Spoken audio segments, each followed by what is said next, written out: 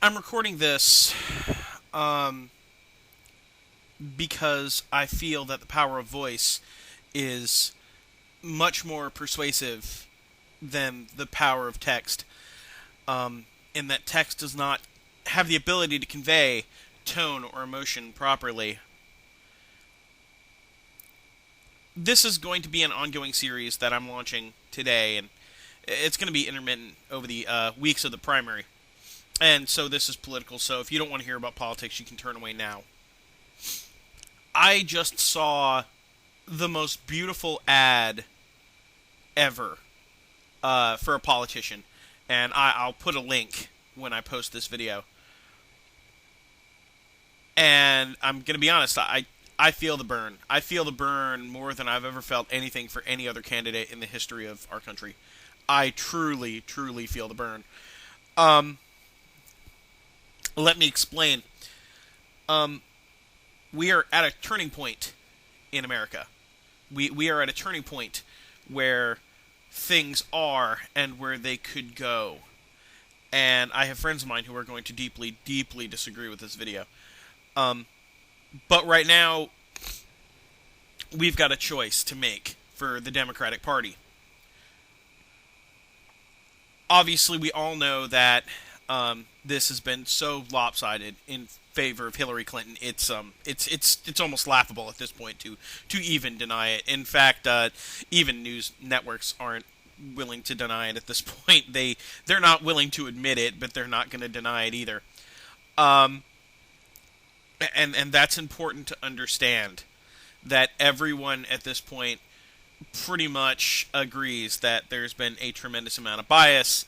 Debbie Wasserman Schultz has stacked the deck for Clinton. Her A lot of the news networks, CNN, MSNBC, are owned by parent companies that are huge Clinton donors, who have even in some cases thrown fundraisers for Hillary Clinton, and yet choose to remain biased. They run hit pieces that are illogical, and they ignore controversies that if Bernie Sanders had done it, would have been a major news cycle for weeks. Um, but this isn't going to be necessarily about that. This is going to be about what's really going on and what we as people need to understand. Um, Debbie Wasserman Schultz and the Democratic Party have attempted to rig this for Hillary Clinton. They have lied. They have cheated. They have. There's been media blackouts for Sanders, things like that. It's horrible. I've seen it. This is not hyperbole. This is not talking points. I watch a lot of MSNBC, a lot of CNN, and I have never seen things like this. Cutting away from a Sanders speech to talk about a Trump speech. Not having any election coverage on the day of the Saturday primaries, which were huge. They weren't as big as like Super Tuesday. They were still huge, and they were giving more lip service to Republican Saturday events over the course of the month than they had done to this, and it was obvious and it was pathetic. And so that's important to know and understand. The Democratic Party is sending a message to liberals and real progressives. Okay, first of all, let me be honest. Hillary Clinton is not a progressive. She is not now, nor has she ever been a progressive. Hillary Clinton is, and always has been, a political opportunist. She always leans toward whatever is politically favorable at the time. Case in point, she was not for same-sex marriage in the 90s when it was an unpopular decision, and she did not come on board with same-sex marriage until about 2013, after it had already become popular and after polls had already showed that it was popular among the American people. She claimed she evolved. It's possible. Maybe she found a very convincing argument. I'm not going to say that's not possible. However, there's so many instances. I could be here all day. That could be an entire video unto itself. The thing about Hillary Clinton that set me off, like just immediately just decided I can't support her, was in November of 2015, she was talking to a crowd in Iowa. And she said she was and had always been a lifelong moderate, and that she was proud of that fact. And I agree. She has been a moderate. She was more conservative, then she became a moderate, but she was always even a moderate conservative, which thus also means she's a moderate liberal. She's a moderate. There's nothing wrong with a moderate. Absolutely nothing wrong with a moderate. I usually support moderates. That's kind of actually the weird part. But then Sanders started surging and trending and building momentum over the course of December. In January, I saw Hillary Clinton again in Iowa, where she told a crowd that she has and had always been a true progressive, that she was liberal. No, you weren't, Hillary. You were never liberal at all. You're not liberal. You said that to pander votes. You blatantly said that to pander votes. Anyone who follows politics knows you said that to pander for votes. There's no way MSNBC doesn't know you said that to pander for votes. There is no way that CNN does not know that you said that to pander for votes. Did any of them call you on it? No.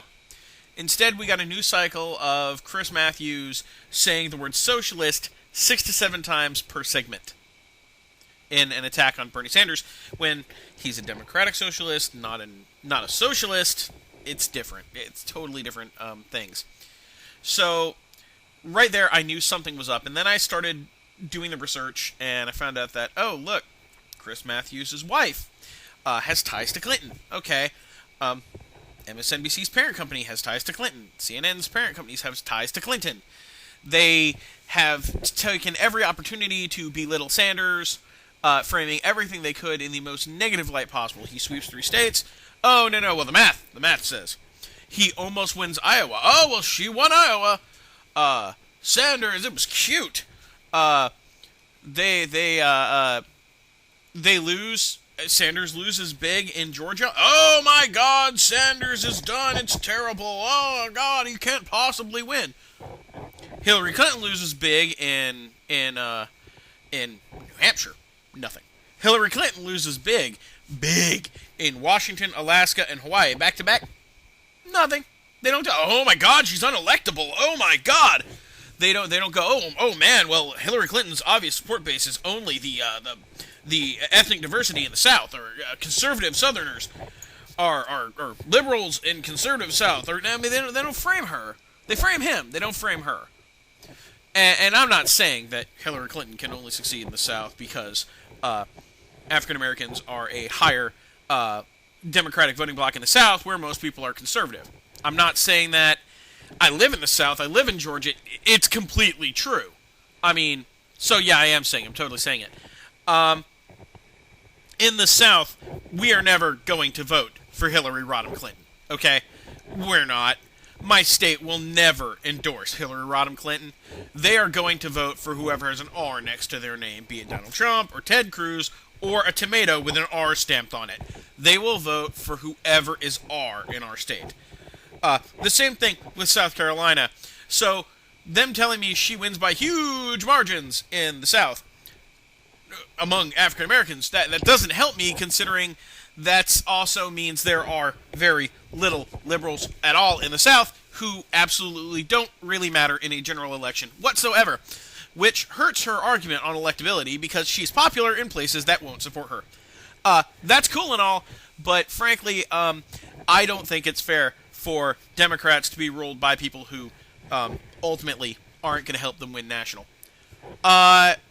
She did win Florida, and that was a blowout. That was really good. And I'm not taking anything away from her. She's a brilliant politician. She's calculating. She's very intelligent. She knows exactly what she's doing. She is running the dirtiest, filthiest, most effective campaign I have ever seen. It involves everything from manipulating a media blackout to what I consider voter suppression. Bill Clinton showed up at polls where he had no right to be. And because he's a celebrity, of course he's going to show up at polls and it's going to influence things. That's just, how the world functions. So she's done all of these things, and I believe that she has done this with the backing of the DNC. I truly believe that most of the DNC is okay with these tactics, and that's why I'm Bernie or Bust. Because here, if we decide to unite behind Hillary to stop Trump, which is how they're framing it, granted, we might avoid Trump, which is a good thing. Trump's not a good candidate. But we also show the DNC that it doesn't really matter what liberals want. If the DNC says roll over, we will roll over. We know our role. We know that we can bark loudly, but at the end of the day, we will be brought to heel like that without any problem. And they can keep ignoring us because they know that we will do what they say. That, I think, is a bad message. If we unite behind Hillary Clinton, if she is the nominee, if we, the supporters of Bernie Sanders, unite behind her and she is the nominee, we are sending the message that it's okay to do what she's done. I do not believe it is okay to do what she's done. I believe that she has run a filthy campaign, one of the most negative, vile, insidious campaigns I have ever seen. This is actually worse than some of the stuff she pulled against Obama in 2008, and I didn't think I would ever utter those words. She has relied on what I call artful smears. She used the phrase artful smears first, but she is the one who artfully smears. And every time she's gotten caught in one of her smears, she kind of goes, oh, well, that's not what I meant. I misspoke. Maybe I shouldn't. No, I'm sorry, Hillary. You didn't misspeak. You thought that it would win you support, and you didn't. Yeah, I mean, that's just it. It didn't earn you support that you thought you would get, and you're backpedaling because you're a political opportunist. That's what political opportunists do. And there's nothing wrong with that. I guess I won't support a political opportunist, which is why I will not, under any circumstances, support Hillary Rodham Clinton. I don't think any of us can. I honestly would rather let it burn than let her take the nominee. Because if we don't, if we stick to our guns, if we show the DNC that this kind of behavior will not be rewarded with them getting a candidate in the White House, they will have to finally listen to us.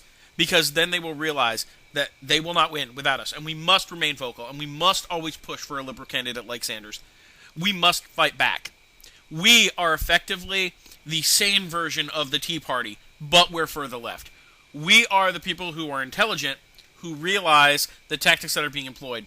We are the people who can save this country. And if we do not stand up, if we do not fight to save this country from the oligarchy that is ruling it currently, if we do not take our country back, then we'll lose it. And we'll deserve to lose it.